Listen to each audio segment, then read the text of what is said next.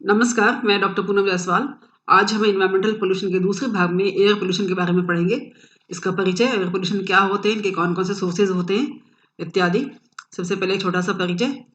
Air pollution is also called as atmospheric pollution, क्योंकि आपने देखा था जो हमारा बायोस्फीयर है चारों तरफ, उसका जो गैसेस फॉर्म है दैट इज एयर, उसको एटमॉस्फेयर के नाम से भी जाना जाता है। तो उसमें जो भी पोल्यूशन होता है उसको एटमॉस्फेरिक पोल्यूशन भी कहते हैं।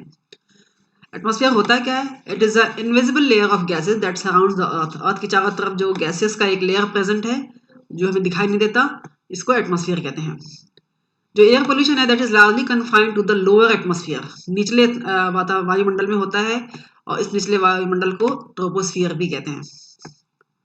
The lower most layer of atmosphere is known as troposphere. ये आपको पहले बता दिया। विच एक्सटेंड अप टू, इसका एक्सटेंशन कहाँ से कहाँ तक होता है, लिमिट क्या है इसकी?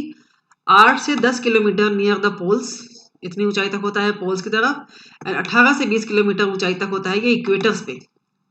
पोल्स होते हैं north pole and south pole, और इक्वेटर वो लाइन होती है जो धरती को, अर्थ को बीचों बीच से हॉरिजॉन्टली डिवाइड करती है दो भागों में। That line is called equator. अब एयर में कौन कौन से कंपोनेंट्स होते हैं? Air comprises of 4 gases, 4 gases present होते हैं इसमें। उसके अलावा small amount of water vapour भी प्रेजेंट होता है। तो ये जो चारों गैसेस हैं ये कुल मिला के एयर का, एटमॉस्फेयर का 99.99% हिस्सा बनाते हैं। जो 4 गैसेस है उनका क्या योगदान है, कितना कंट्रीब्यूशन है उसका? उसमें नाइट्रोजन का जो कंट्रीब्यूशन है 78.08% नाइट्रोजन होता है, 20.95% ऑक्सीजन होता है, 0.93% ऑर्गन होता है, एंड 0.03% कार्बन डाइऑक्साइड होता है। तो ये चारों जो गैसेस हैं ये मिलकर कुल वायुमंडल का 99.99% हिस्सा बनाती हैं। जो ऑक्सीजन एंड कार्बन डाइऑक्साइड जो गैस है, दीज टू गैसेस जो प्रेजेंट होती हैं that directly interact with various biotic components, क्योंकि आपको मालूम है लिविंग ऑर्गेनिज्म जितने भी होते हैं सब में रेस्पिरेशन होता है, और जो ग्रीन प्लांट्स होते हैं उसमें फोटोसिंथेसिस होती है। तो इन दोनों प्रक्रियाओं में ये ऑक्सीजन एंड कार्बन डाइऑक्साइड जो गैस है वो डायरेक्टली इन्वॉल्व होती है। अब सोर्सेज क्या है एयर पोल्यूशन के? जो एयर पोल्यूशन के सोर्सेज हैं वो तीनों फॉर्म में अवेलेबल हो सकते हैं, जैसे कि गैसेज, लिक्विड एंड सॉलिड्स। अब ये कौन कौन सी इनको देखते हैं। एयर पोल्यूशन के कुछ सोर्सेज ऐसे होते हैं जो प्राकृतिक होते हैं, इनको हम क्रिएट नहीं करते हैं, ये नेचुरल रिसोर्सेज कहे जाते हैं, जैसे कि वॉल्केनिक इरप्शन। जब कोई ज्वालामुखी बर्स्ट होता है, फटता है, उस समय बहुत सारी ऐसी गैसेज निकलती हैं जो वहाँ की एयर क्वालिटी को डिस्टर्ब करती हैं। और वो जो नॉर्मल कंपोजिशन है nitrogen, carbon dioxide, oxygen, argon, इनका, चारों गैसेस का, उसको डिस्टर्ब करती हैं। तो एक तरह से ही पोल्यूशन क्रिएट करती हैं।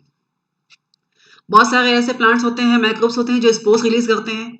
तो ये डिस्चार्ज ऑफ स्पोर्स जो है, फिर कोनिडिया, जैसे फंजाई में होते हैं कोनिडिया, कुछ एंडोस्पोर्स होते हैं ग्रीन माइक्रोब्स के। उसके अलावा एयरबॉर्न माइक्रो ऑर्गेनिज्म खुद स्वयं भी होते हैं जो कि एयर के द्वारा फैलते हैं। उसके अलावा बहुत सारे हायर प्लांट्स के जो पॉलेंस होते हैं वो भी, जैसे एलर्जी कॉज करने वाले पॉलेंस होते हैं जो नुकसान पहुंचाते हैं। उसके अलावा डस्ट पार्टिकल्स जो सस्पेंडेड होते हैं एयर में, वो सभी नेचुरल सोर्सेज हैं पोल्यूशन के। उसके अलावा बहुत सारे मैन मेड सोर्सेज भी होते हैं। वो क्या क्या हो सकते हैं? Burning of fossil fuels, fossil fuels में के अंतर्गत कोल, नेचुरल गैस, केरोसिन, पेट्रोलियम इत्यादि आते हैं। तो इनको हम जब जलाते हैं तो ब्लैक स्मोक क्रिएट होती है, और ये ब्लैक स्मोक जो है एयर क्वालिटी को खराब करती है।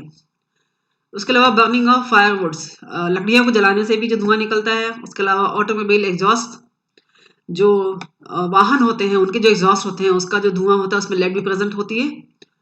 उसके अलावा smokes of domestic and industrial resources, जो औद्योगिक इकाइयों के जो स्मोक्स होते हैं वो भी एयर क्वालिटी को खराब करती हैं। और इसके अलावा बहुत सारे particulate matters and aerosols present होते हैं एयर में, जो कि वहाँ के पोल्यूशन का कारण बनते हैं। जो मैन मेड सोर्सेज हैं उसमें क्या क्या प्रमुख हैं? उसमें पहला है ट्रांसपोर्टेशन। सबसे ज्यादा योगदान जो है वो ट्रांसपोर्टेशन का है, वाहनों का है। ये 42% जो कंट्रीब्यूट करते हैं एयर पोल्यूशन में। उसके अलावा फ्यूल कंबशन इन स्टेशनरी सोर्सेज, जलाने से। फ्यूल कंबशन मीन्स होता है जैसे कि आपने अभी पढ़ा कि जो फॉसिल फ्यूल्स होते हैं या फायरवुड्स होते हैं, इनको जलाने से जो स्मोक पैदा होते हैं, उनका योगदान 21% है। औद्योगिक इकाइयां 14% पोल्यूशन का कारण बनती हैं। उसके अलावा solid waste disposal, solid waste इस तरह से सॉलिड है लेकिन उससे जो गैसेस निकलती हैं उनके डिकम्पोजिशन के दौरान, उससे जो एयर क्वालिटी है वो डिस्टर्ब होती है। फॉरेस्ट फायर्स का योगदान 8% है, जंगल में लगी आग के। और उसके अलावा दूसरे बहुत सारे ऐसे छोटे मोटे कारण होते हैं, उन सबको अगर मिला के देखें, miscellaneous sources including radioactive fall outs, जो रेडियोएक्टिव फॉल आउट्स भी होते हैं उनके द्वारा जो योगदान है कुल मिला के वो 10% के बराबर है। अब आपको पहले बताया कि जो 3 फॉर्म में प्रेजेंट होती हैं sources, gases, solids and liquids के फॉर्म में, उसमें गैसेस का योगदान सबसे ज्यादा है। वो कौन कौन सी गैसेस हैं और किस तरह से योगदान करती हैं पोल्यूशन को बढ़ाने में?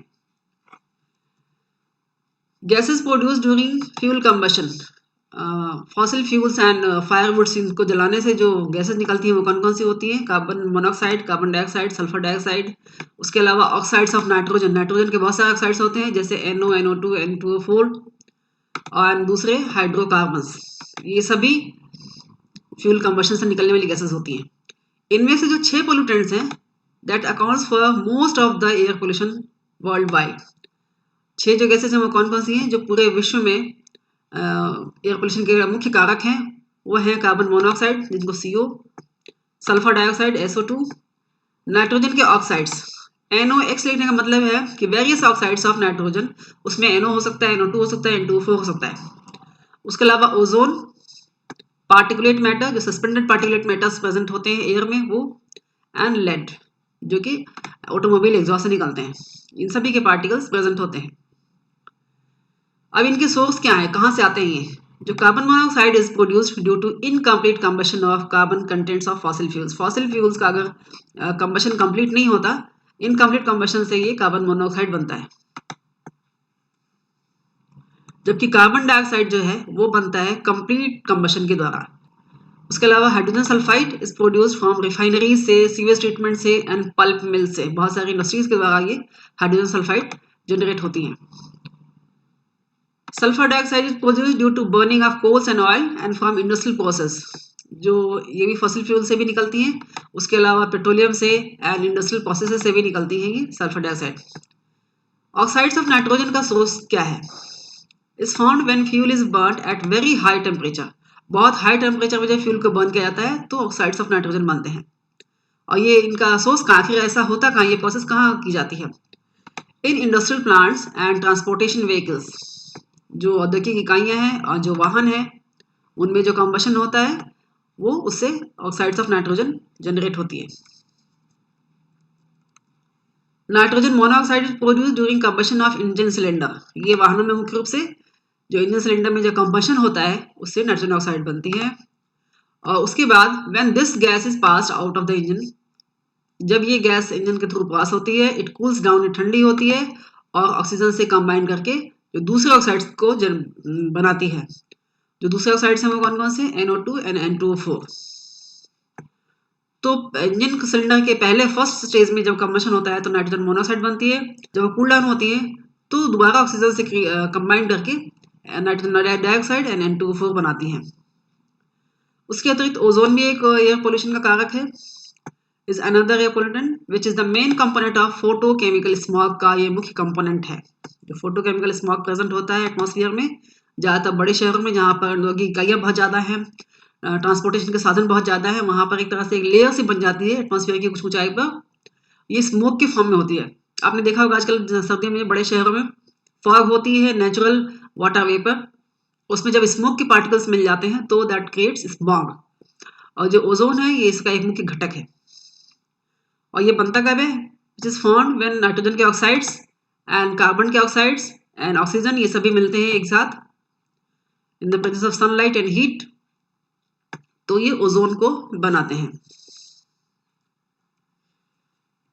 उसके अलावा पार्टिकुलेट मैटर्स ऐसे होते हैं, पार्टिकुलेट मैटर्स मीन्स होता है पार्टिकल्स फॉर्म में, कुछ पार्टिकल्स जो है वो एयर में सस्पेंडेड होते हैं। वो क्या होते हैं? दीज आर सॉलिड पार्टिकल्स, एक तरह से ठोस पार्टिकल्स हैं।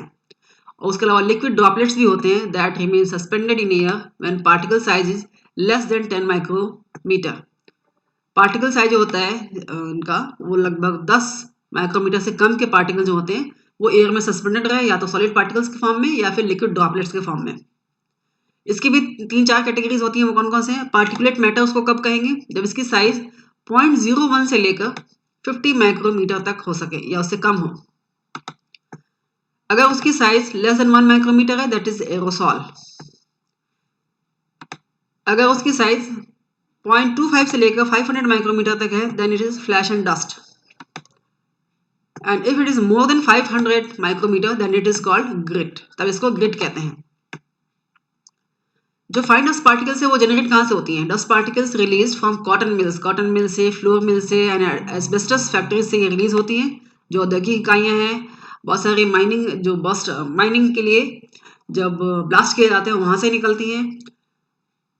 जो एयरबॉर्न माइक्रो ऑर्गेनिज्म्स हैं वो भी प्रेजेंट होते हैं, सस्पेंडेड फॉर्म में रहते हैं and release during sneezing of disease person. जो कोई अगर किसी को कफ एंड कोल्ड है, अगर वो छींकता है तो उसके जो नाक का जो डिस्पोजल है उसमें बहुत सारे माइक्रोब्स बॉर्न रहते हैं जो कि एयर के साथ फैलते हैं।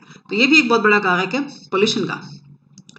उसके अलावा जो जेट एरोप्लेन्स होते हैं वो एरोसॉल रिलीज करते हैं और इस एरोसॉल में कार्बन क्लोरोफ्लोरोकार्बन्स प्रेजेंट होते हैं जिसको CFC के नाम से भी जाना जाता है। उसके अलावा बहुत सारे टॉक्सिक केमिकल्स होते हैं जैसे कि आर्सेनिक।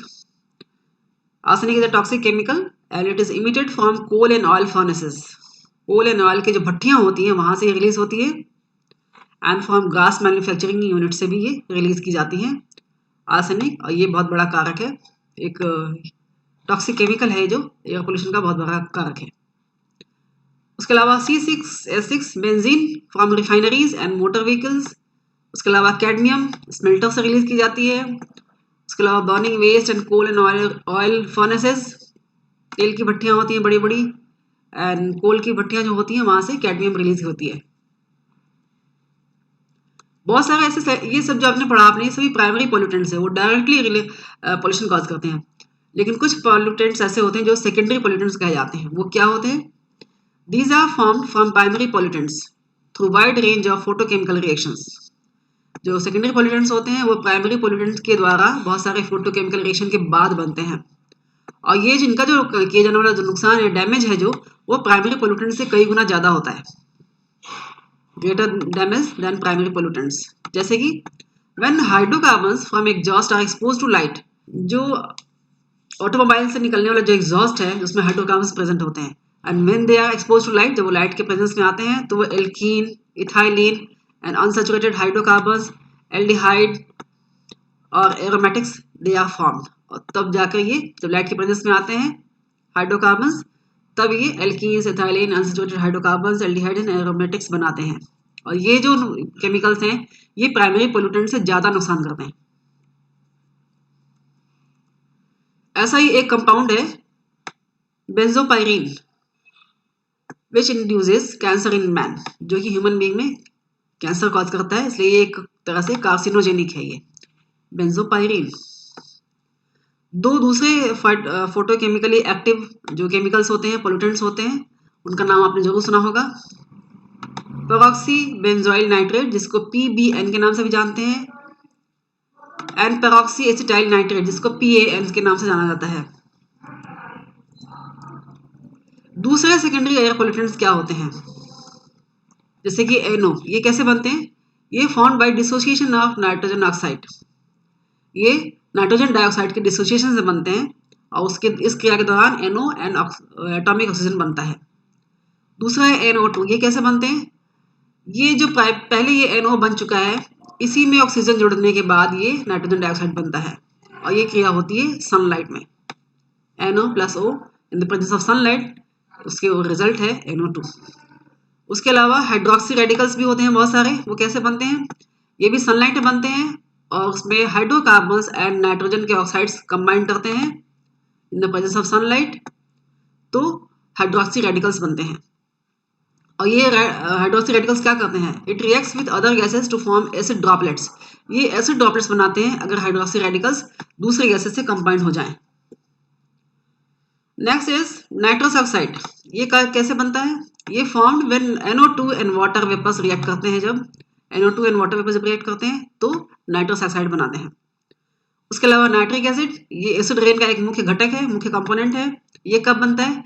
जब नाइट्रोजन ऑक्साइड और वाटर वेपर्स कंबाइन करते हैं तो नाइट्रिक एसिड बनती है और ये एसिड रेन कॉज करती है।